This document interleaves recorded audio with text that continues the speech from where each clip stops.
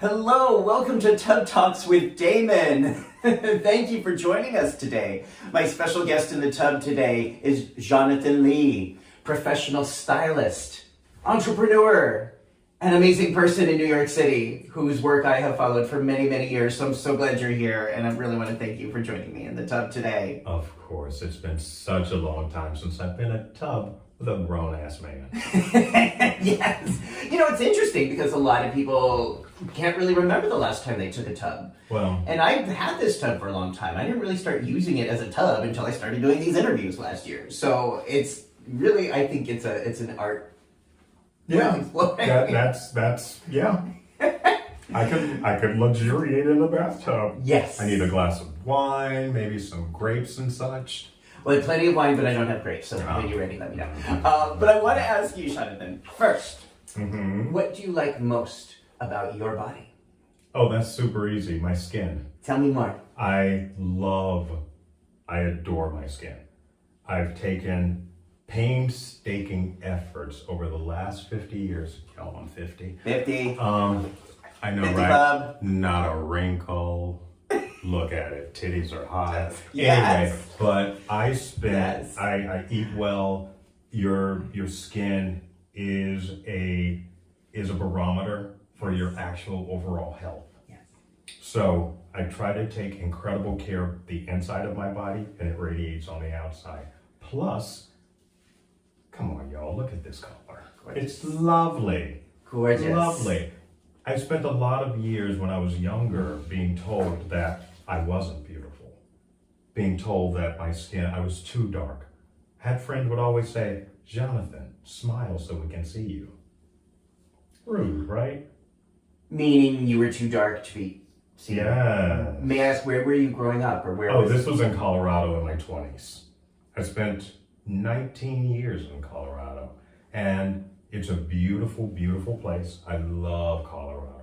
It's so fantastic. It's an incredible place. It's so diverse. You can be any kind of white person you want to be. Did you get that? Yes. I'm waiting for the next... No, you can be Sentence. any kind of white person. Any kind of white person you want to be, but you can't be a dark-skinned black man. Well, you could. It was very difficult to be a black person in Colorado, or at least for me, it was. My world was mostly very white, and in that white world, it turns out y'all often aren't raised around other people of color, so some of the information you have on us is racist Yes. and ignorant and filled with stereotypes, and having to navigate that while also navigating my early 20s in Colorado, blossoming into this beautiful glamazon you see before you, was quite challenging. So I want to hear more. Let's talk about this. So where did you grow up before Colorado? Oh, I'm from Mississippi. Okay. I'm a Southern queen. Okay. In Mississippi, what were the messages you received about being black, about your skin color, and about your beauty and your essence? Family always reminded me of how handsome. Nope, that's not the right word. I've never been called handsome. I've never in my life been referred to as handsome. Ever. Ever? Mm-mm. All 50 years? Mm-mm. Mm-mm. Okay. Most people refer to me as beautiful Okay. because I have feminine features, Uh-huh. and I'm completely fine with that. But the structure of my face is fairly feminine. I know that because I look just like my mother, and she's stunning. So my family has always reminded me, oh, you're so handsome, blah, blah, blah. But they, smart too, you're smart, you're pretty, blah, blah, blah. Out into the world, out in these streets was challenging. It was challenging, and I dealt with a lot.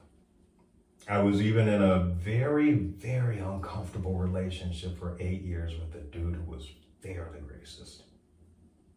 How old were you during those years? I was 20. I met him when I was 24. Uh-huh. Yeah, I was 24. And a little backstory about it. I was 24. I lived in Denver, Colorado. My partner at the time beautiful man named Stephen. For our 6-month anniversary, he bought me a car. She was kept. I went down to see some friends in the town that I used to live in, showing off my car. Yes, girl, my man bought me a car, blah, blah, blah. You know, as you do when you're a young queen.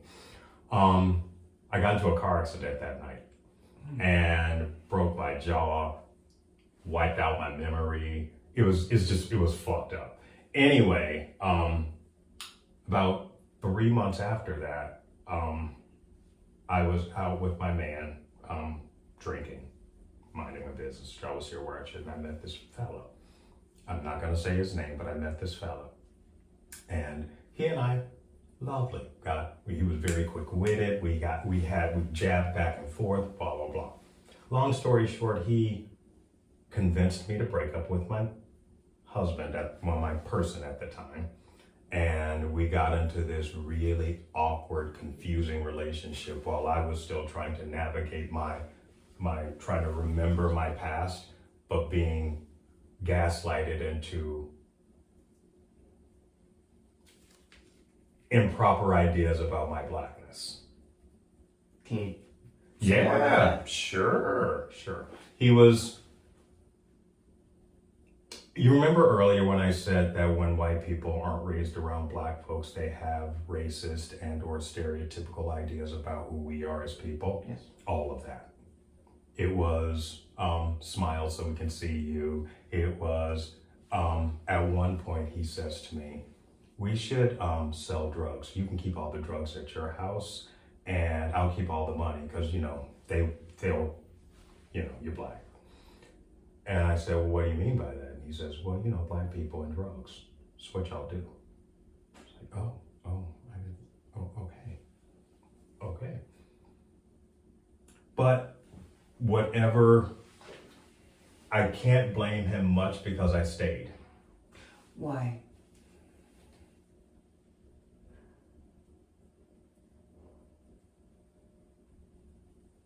I don't know. I felt like I didn't have a base, a tribe, a community. Mm-hmm. And so I stayed. Because even through all of the shit that he was saying, even through all of the gaslighting, even through all of the uncomfortable moments, he was still my friend. Or that's what you believed at that time. At least that's what I believed at the time. And that all came to a head about 8 years later into our situationship. A dear friend of mine calls me up one day and he says, I just tested positive. So, oh, God. Where are you? He says, well, I'm at this bar called JR's, back in Denver. So I say to this guy I'm with, I'm like, hey, we need to go over to JR's because a friend of mine needs me. And so we get to JR's and he says, who? It's like, my friend right there. That Asian guy? I was like, yes, the Asian kid. Then he says, whatever. So I go over and talk to my friend and he's distraught because he's 23 years old and he's just finding out about his status. At that point, I had been positive for, maybe 10 years, something like that. And so, I'm like, I'm here for you, I will help you out, blah, blah, blah, words. My person walks up to the Asian kid and he says, oh, can you go give me a drink? He's talking to me. I was like, sure. So I was like, sure, no problem, I'll be right back. So I go give him a drink. As I'm walking back, my Asian friend was crying, just bawling his eyes out. And my situation person is standing there with the most calculated look on his face. The most evil look I've ever seen on anyone's face to date. And I walk up to my friend and I said, are you okay? Then he says, no, tell me what's happening. He says, well, he told me I should just go ahead and jump off the roof because no one's going to love me. Just pick up just a little. I want to make sure everyone can hear this. He said, you may as well just jump off the roof right now because no one's going to love you. So this was your partner at the time who told your friend to just kill himself because he's positive and no one will care anyway because he's already AIDSy and he's Asian. So what's the point? And he storms off, and I follow behind the person, and we're in the car, and I'm like, because I was like, okay, so in the car, I was like, why did you say that to him? Why did you say that? We're driving, we're on our way to a gay country bar in Colorado, and my young friend calls me, and pick up the phone, and he's all like, I'm just gonna. I was like, no, you're not. So my partner at the time then takes my phone that I'm talking on and throws it out the window. And he looks at me and he says, why don't you just shut the fuck up and let me control you like my people are supposed to. Like my people are supposed to. And I looked at him and I said, I would like you to stop this car right now, or I'm going to become the kind of black person you think I am already. And that was the end of that. He says, what did you say? It's like, I'm only going to repeat myself once more. I need you to stop this car because you're not going to like anything that happens after that. Mm-hmm. He stops the car. I was like, we're done. Slammed the door. I went and found my Razor. It was a Razor phone. You remember the Razor phones? No. You don't? They were like Motorola, and they were flipped, and I had the pink one. Anyway, I had a Razor phone. It was a pink. It was lovely. Anyway, I had this pink Razor phone, and it was the middle of the night. I found my Razor phone, wow. Went back to the bar, and that friend of mine is still lovely. He's still alive. He's still wonderful. He's awesome. So you found that strength to say, we're done. This is the end of this. I couldn't live that way anymore. Yeah. I couldn't live not being seen as authentically myself. So I left, and yeah, then I became really mean. But that was hurt people, but that's neither here nor there. Yeah.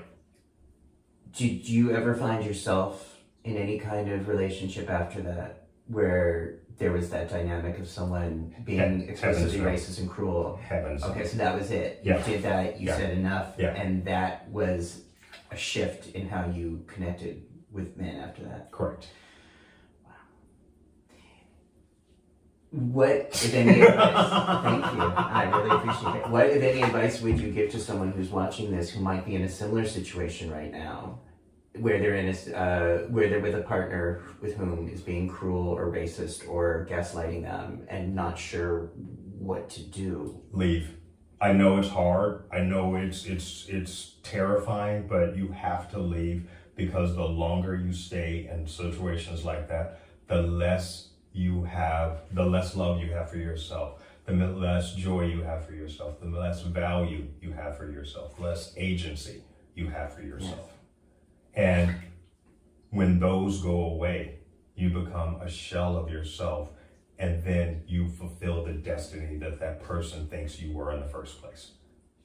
Meaning if they see you as less than, and then they break you down to that, you finally give them exactly what they want. And what's the joy in that? How does that benefit you? How does that bring you joy? Thank you. You're welcome. Thank you.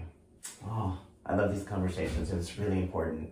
Thank you. So. Oh yeah, I talk about race all the time. Yes, so, yeah. You do. And I do.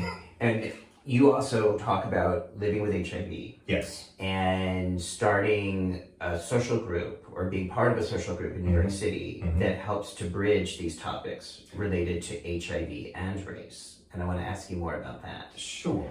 I am the social director of Impact NYC. Impact NYC is a social organization that combats stigma and isolation associated with HIV and AIDS. Well said. I know. And what does that mean? What that means is the most frequent thing that people, especially long-term survivors or what have you, they feel is lonely. And you know, we can get you a doctor, we can get you a social worker, we can get you, but what about your social life? What about your girls? What about the people that you call when that man stood you up? Or your mom's acting like a bitch, or something? Who do you talk to? Who are your people? So what we do is curate experiences for positive and our allies. You know, we started years ago. It's been around for 13 years or so, I think. And it was started by the beautiful and talented Mr. Josh Wellman, out of his apartment many moons ago. And then Michael Hager and I, the beautiful, stunning Michael Hager. I love him. I feel like he's going to change the world. And when it comes to HIV, he's an incredible warrior. He is the executive director of Impact NYC. I'm the social director. So during the pandemic, well, let me back up. We were doing happy hours and such. We had a long-standing happy hour, which I can attest were a lot of fun. They were loads and loads and loads of fun. Yes. But we had a long-standing happy hour, but then the pandemic happened, so we had to pivot. And especially when we were all stuck in our apartments and we had nothing to do except watch the world fall apart. And Michael and I were down in Asbury Park together. And this was the weekend right after George Floyd had been murdered. I promise the story has a point, I promise. Yeah. And it was Michael and his partner, Michael, and their housemate. For the sake of this story, I'm gonna call him Sean. Anyway.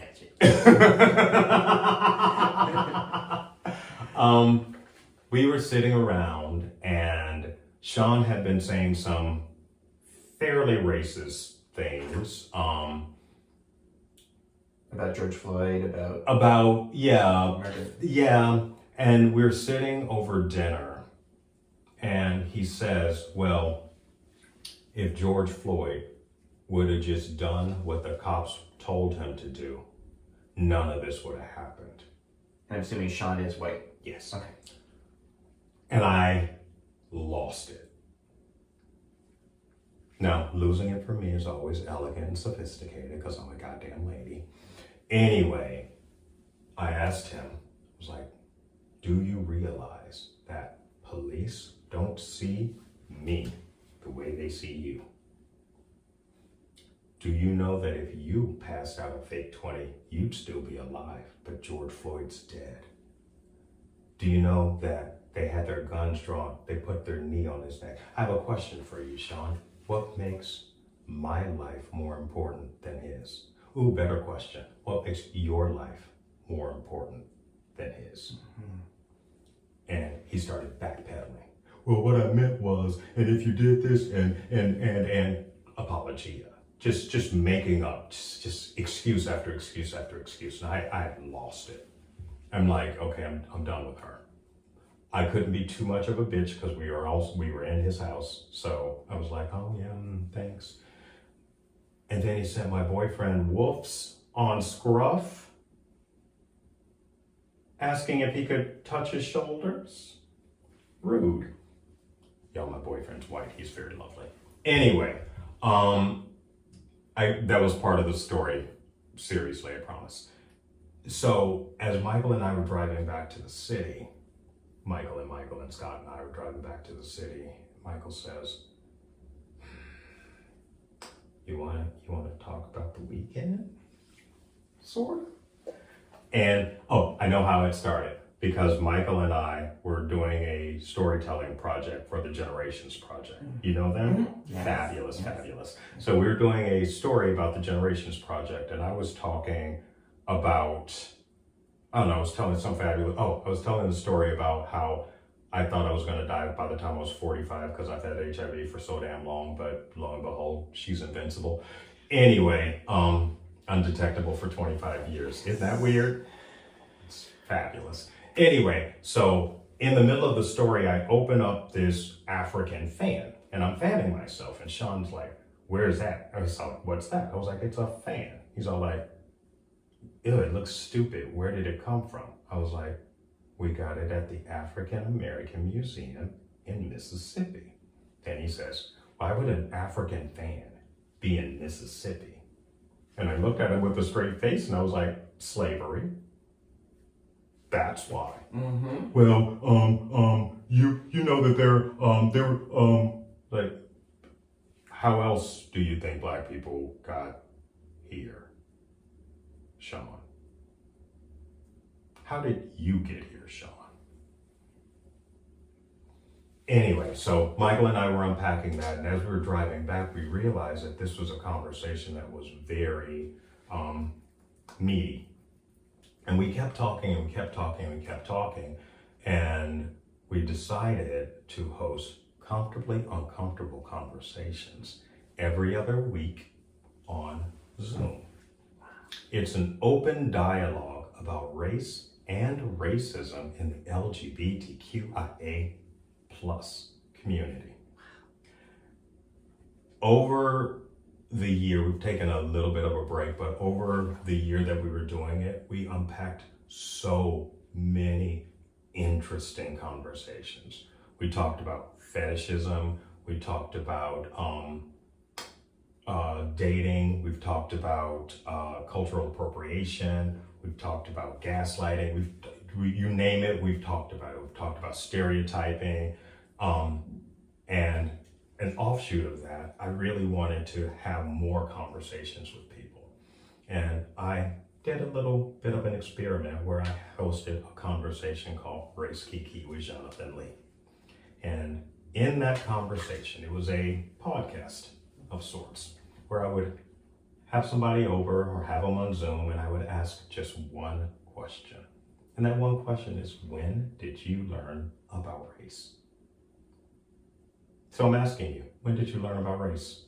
When I learned about race? When did you learn about race? My race or other race? No, just tell me. No, that's why the question is as broad as it is. Yes. Yeah. When did you learn about race? I don't think I really learned or understood about race or structural racism until well into my late teens or 20s. Mm-hmm.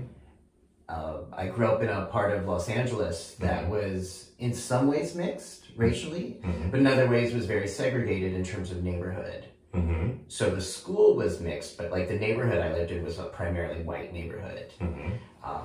And just never was aware of those differences and didn't really even understand. I learned about racism in a historical context, like, oh, that civil rights movement in the 1960s and Martin Luther King. Yeah, I didn't understand anything about race or how that was operating in the present until I started learning in school at Santa Cruz, reading bell hooks, reading Malcolm X, started to learn, and still was very, and I think I still am very unaware of the dynamics that take place in the here and now, day to day, in the room, in the bar, in the restaurant, in the grocery store. Yeah. These are still things going on that I am not aware of, and only through recent events with George Floyd's murder and so many other executions am I starting to even begin to understand what I don't understand. And I still don't really understand because I don't understand. But at least I'm like a little more aware in the last 2 years that I don't understand so much. So that's where I've been, or kind of where I'm exploring with that. I understand. Follow-up question. Yes. You said that when you were in school, yes, your school was racially mixed. Public school, Culver City, yeah. Yes, racially mixed. Yes. in that school were there enclaves of students that grouped with like, grouping with like? Absolutely. Mm-hmm. It was yes, the social groups Mm-hmm. often Often. separated by race. You know why? I have a hypothesis. Well, because what I think, looking back on that, is because it was not this open, groovy, safe space for everybody, and that people wanted to be around people they could feel okay or safe with at school.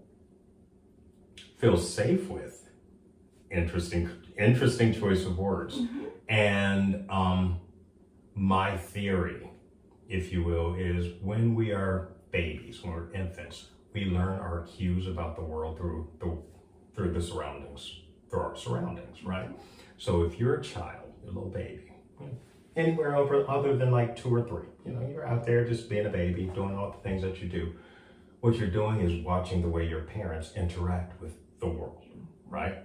So if everybody that your parents interact with look just like your parents, act just like your parents, as you mature, you will follow suit.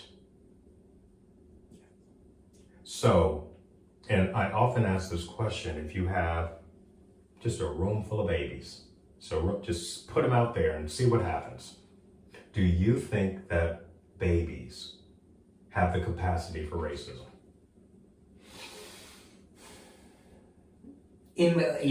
No. Better statement. The capacity for prejudice, because racism is a system. Prejudice is an action. Babies, when they're just born, or within like a year or 2 of life? We can go all that whole span. Okay. I think by the first year, they've already internalized cues from primary caretakers and family.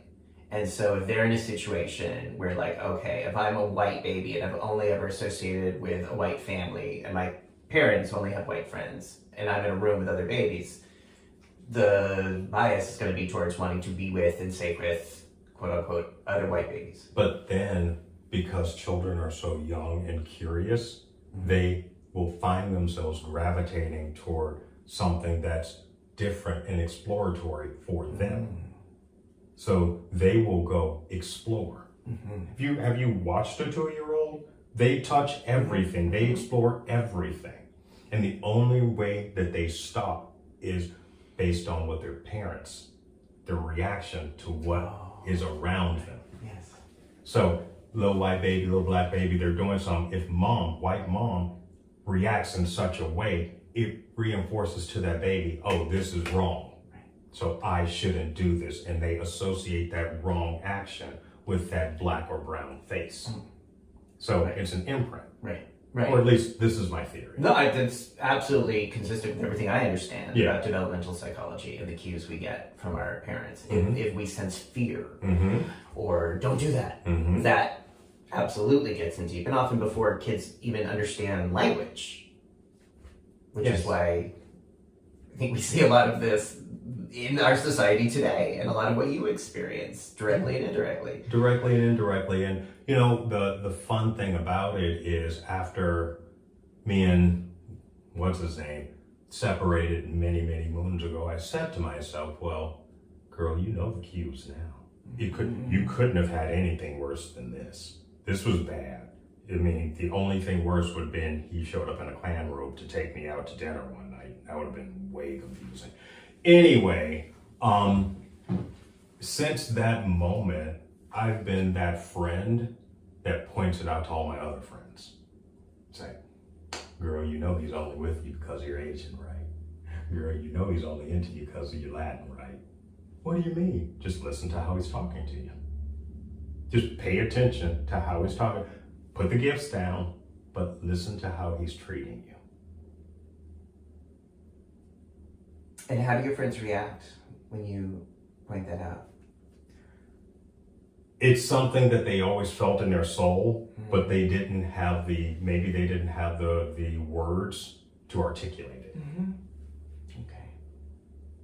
Now, in light of George Floyd's murder and Black Lives Matter becoming more politically aware If do you think there is more awareness and attention to these issues now, or do you think socially and sexually we're in the same space that we've always been? Oh my God! No, not always been. We're actually going back. We're going back. Yeah. The reason why I believe that we're going back is when you bring up conversations about race, white people get super, super uncomfortable. And I have yet another theory. Imagine this, right? So, slavery. You can, as a white man, you're like, oh yeah, my ancestors, my way back ancestors, they shouldn't have done those things, right?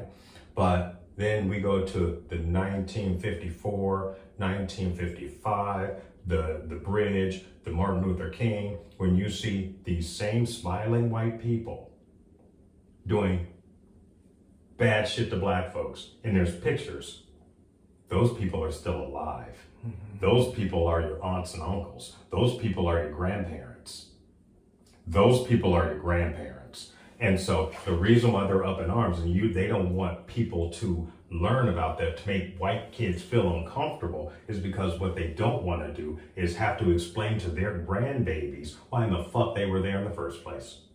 Why, you mean the white people were there? Why those white people were there condoning these actions for the black folks. Oh. They don't want their grandbabies to see pictures of them. Okay. You get what I'm saying? Meaning those people are still alive. Yeah. Those people are still alive, and their children and their grandchildren and their great-grandchildren are going to school. Mm-hmm. And so if we shield those pictures, if we shield that information away from them, they won't then have to hold their parents, their grandparents, their great-grandparents accountable for the actions that they are continuing to propagate in America. Wow. That's what I mean by that. Okay. How about in the LGBTQIA spaces? Do you think anything is changing, or? Yes and no. Yes and no. It depends a lot on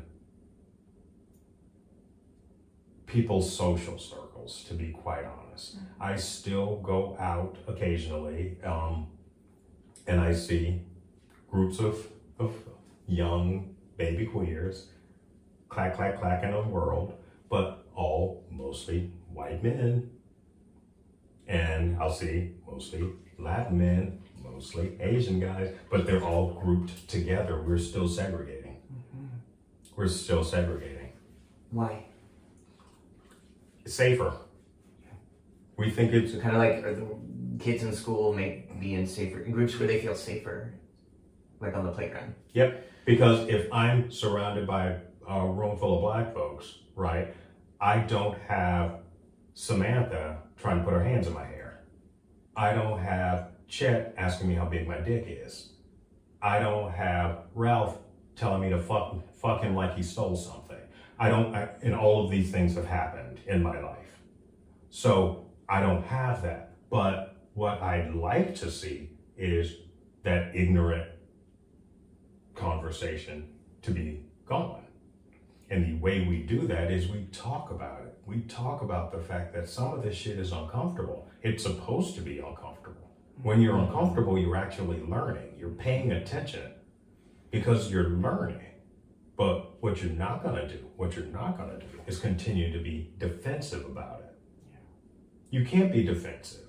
If I'm telling you that what you just said offended me, you can't be defensive about that because you don't get to tell me how I feel. But people have tried. Constantly. People do it all the time. Yeah. Well, what I meant to say was, well, you should have said that in the first place. How do you handle that when you tell someone, I'm offended, I'm hurt, I don't like what you said, and you get that defensive, oh, that's not what I said, or that's not what I meant? Well, tell me what you meant. And then they'll say, I was like, well, doesn't that sound less like a bitch? Or I've had, because in my professional life, I make suits. I make suits for mostly men. And some of the things that are said to me are really quite interesting. Some of the things that I've overheard are really quite interesting. I still hear misogyny. I still hear homophobia. I still hear all of these things. I still hold transphobia, but what I'm choosing to do is correct it as opposed to ignore it. Because if I ignore it, that's me giving you the pass like it's okay. If I call it out, that means you have to fix it. It's up to you to fix that. Mm-hmm. So for people that are watching this and really interested in thinking about these issues critically and thinking about how, we're both 50 or you're about to be 50, if we're ever going to see any shift in energy and connection and thinking and social justice in our lifetime, people may be watching this saying, so I don't know what to do. If I'm in a situation and I say the wrong thing or I do the wrong thing or I'm offensive or I hurt someone's feelings, I don't know how to react to that. What would you like when you call someone or you let someone know, hey, that just was offensive to me? What would be the appropriate response? What would be a compassionate response? I apologize. Oh. Full stop. Just full stop. No, just, qualifier. No, and I meant to. I don't do need not a hear the qualifier. qualifier. And the last thing, no one, I repeat, no one needs to say, just playing the devil's advocate. The devil doesn't need an advocate. The devil doesn't need an advocate. Yeah. So or I'm not trying to be racist, but just so you know, if you ever say, I'm not trying to be racist, but everything you're about to say is racist. For real. Every single thing. Yep. I'm just playing the devil's advocate. Shut the fuck up. I'm sorry. I apologize. I didn't know that. Thank you for enlightening me. And the reason why I choose to say it is the reason why I'm choosing to call people out on it is because I know that nothing I will say will get me harmed. However, what I don't want is for you to say something offensive to some other black or brown person who's not me and they beat your ass. What I'm concerned about is that black or brown person, I don't want them to go to jail. I don't want them to get in trouble. So what I'm doing isn't for you. It's for all the black people you interact with. It has nothing to do with you. But you can take this lesson or you can take that ass whooping later. Yeah. The choice is yours. Do you feel like in the comfortably uncomfortable conversations that people learned and people did, because after every week, every conversation, I would suggest a book or a podcast or something to help, because I know, like you said, you don't know what you don't know. And the reason why you don't know what you don't know, or the things about history, actual history, because critical race theory is just history. It's just history. It's just history. Yeah. So if you learn your history, we are destined to move past it. But if we continue to do the same thing over and over and over again, because what's happening now, I feel like it's happened before. Mm-hmm. I just finished reading the 1619 Project, and but all of what's happening now just feels like a gassed up version of something that happened way long time ago. Mm-hmm. But now the stakes are higher because we know too much. What does that mean? The stakes are higher. Meaning, not every 100 years ago, whatever, no one had nuclear bombs. Mm. No one could annihilate a planet with a button. Mm-hmm. We can do that now. Mm-hmm.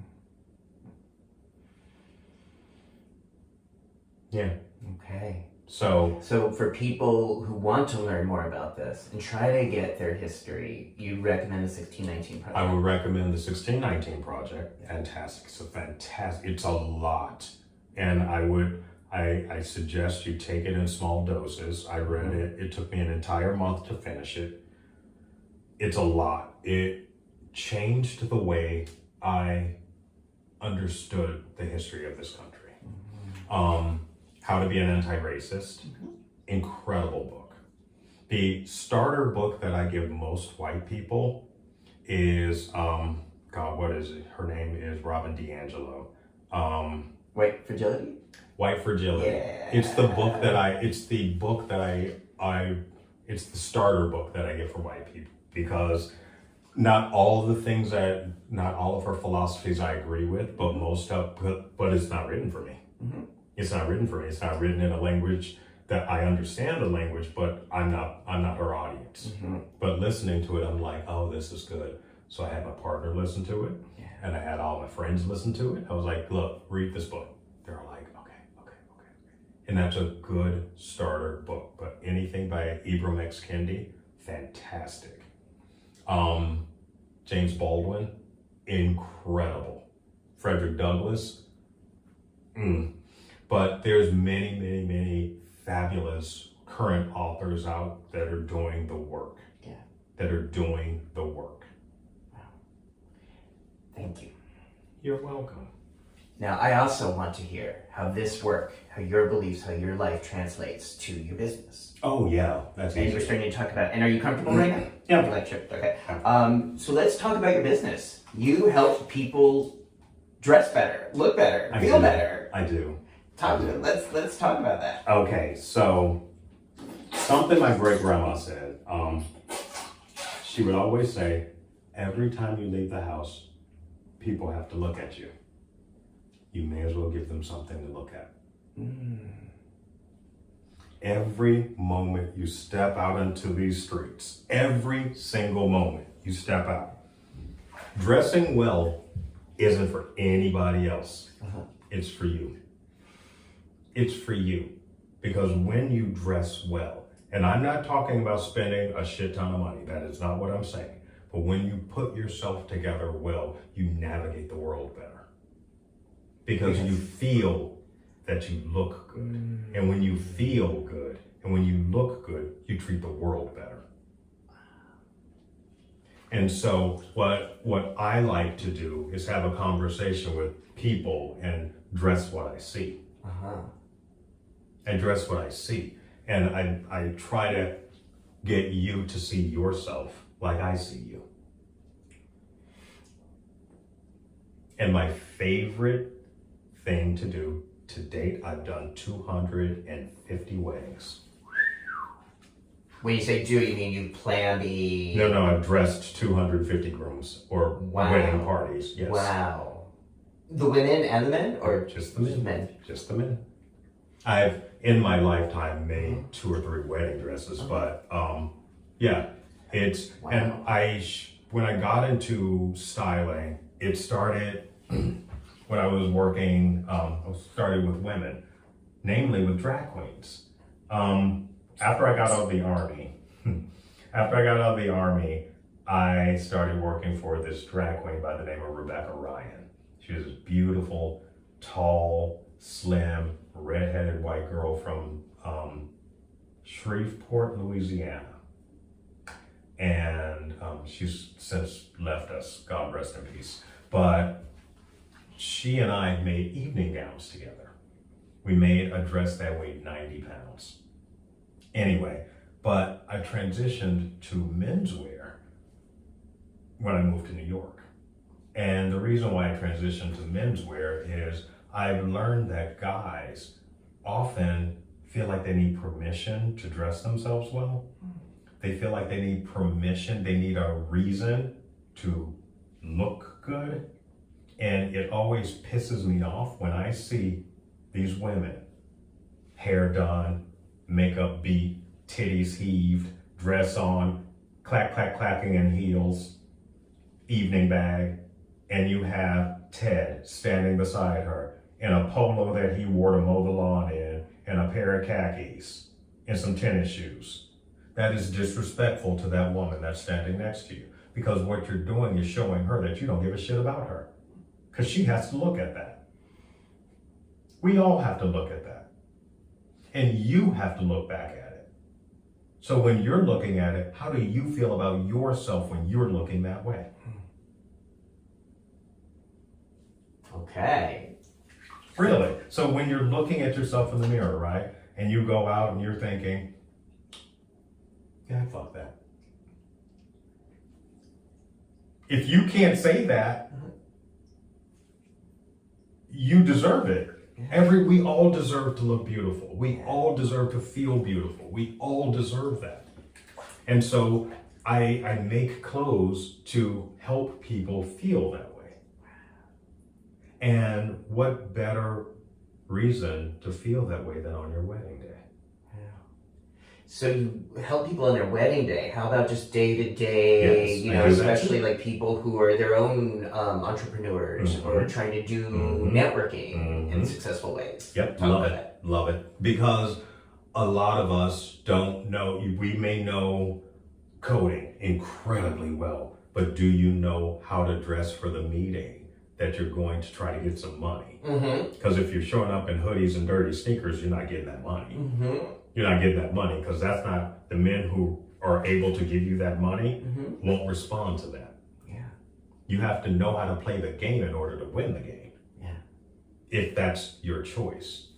So with what appears to be now a return to social gatherings, and I'm saying appears because I've said it before on the show and I've been wrong. So I'm saying at this moment, it appears that we are going to soon be able to get back to larger events where people can socialize, network, and kind of get back to that idea of talking in real life about your business, about your work, about your spirit. I'm sure a lot of people are feeling really out of practice with that after not doing that for 2 years. Yeah, actually, yeah. A lot of people are feeling very, very because in the pandemic, we realized that we may have reprioritized what's important to us, and maybe we want to revamp our style, maybe we want to try something new, maybe we want to lean into something or get away from something. That's when you need another set of eyes, or you could use another set of eyes to guide you, because not everyone knows everything. Not everyone knows everything. Well, I told you, I don't know shit about dressing myself. That's partly why I do naked interviews, because I don't know I can't decide what to wear. I'm no good at that. But I definitely I think you have the eye of it.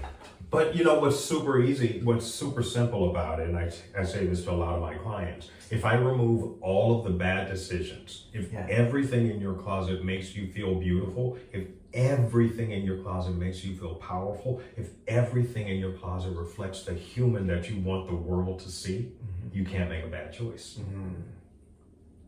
So while you're out there randomly shopping, does that bring you joy? Do you ever see yourself wearing that, or are you buying it because Ted has it? Or are you buying it because you thought you could pull it off? Maybe you can't pull it off. Not everything is for everybody.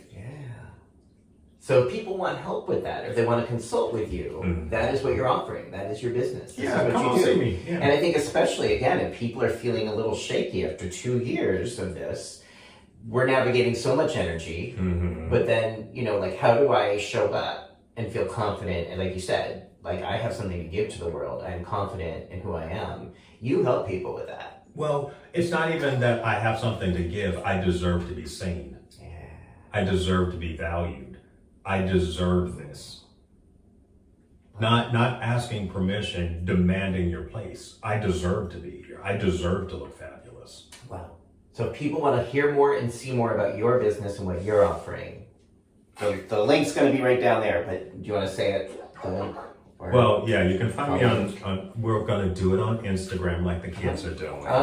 And it's Suits by Jeanathan. Not Jonathan. Jeanathan. Jeanathan. So people look down right there. If you're on YouTube, look down. The link's going to be right there. And working with me is super fun because you think that you're making all of the decisions, and most of them you are, sure. But what we're going to do is make you feel your best. Make you feel like when you walk into the room, you are that bitch. If that's the human you want to show up into that room. If that's not if you want to just, if you want to fade away, I don't love that, because I feel like everybody needs a moment. Everybody can stand in the light. So let's all stand in the light, y'all. Wonderful. And look beautiful and feel beautiful. Wonderful. I want to thank you so much Of for course. sharing that with me, for sharing all of your experiences with me. I think it's generous to share your experiences of race, of racism, of toxic messaging, as well as the power that you have to help people feel good and seen and step into their light. Those are all very generous energies, in my opinion. And I want to thank you for sharing that with me in the tub today. Of course. I think that we have, in my opinion, I think we have an opportunity going forward in this world to create in ways that haven't been done before historically. I think in the gay community, we're getting older in a way that has never been done historically before. And if we're intentional about that, we can create community and connections that are founded in learning and loving and embracing what is uncomfortable about the uncomfortability of talking about race, of talking about the things like, for me, that I don't know. Even saying that I don't know things, and I don't even know what I don't know. And being willing to see that or think about that is how I think we can move forward as a community and create a world that's going to be better for us and the generations that are going to follow us. The generations that are watching us. Yeah. They are watching us. And right now, we're not giving the best example. We're not giving the best example of humanity. We're not giving the best example of race. We're not giving the best example of excellence. We're not. And we're passing the blame. We're playing the same games we've been playing forever. Just the stakes are higher. The stakes are higher because more people are in harm's way than not.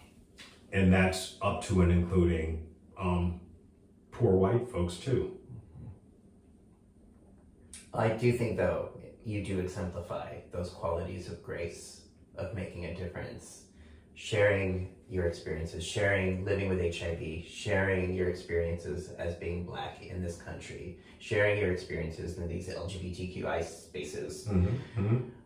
This is, I believe, how one of the ways we change the world and change people's minds and change people's hearts. And you're doing it, in my opinion. Oh, you're So very thank kind. you. I'll take those flowers. Thank you. Of course. Okay, I'll take the tucky.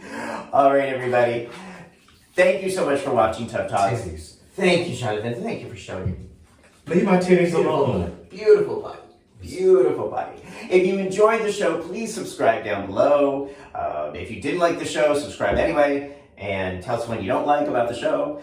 And keep watching Tough Talks so we can keep having these conversations and thinking about how this world's we can make this world work better going forward. I'm still hopeful. I'm 50 and I'm really hopeful. We have the obligation to make the world better. Not we have to speak it into existence. Otherwise, if we're saying, well, I'm going to try, don't try, just do it. Let's do it. Just do it. We're going to do it. Yeah. We're going to do it. Just do it. Okay. Bye, Thanks y'all. for watching. Thanks, everybody.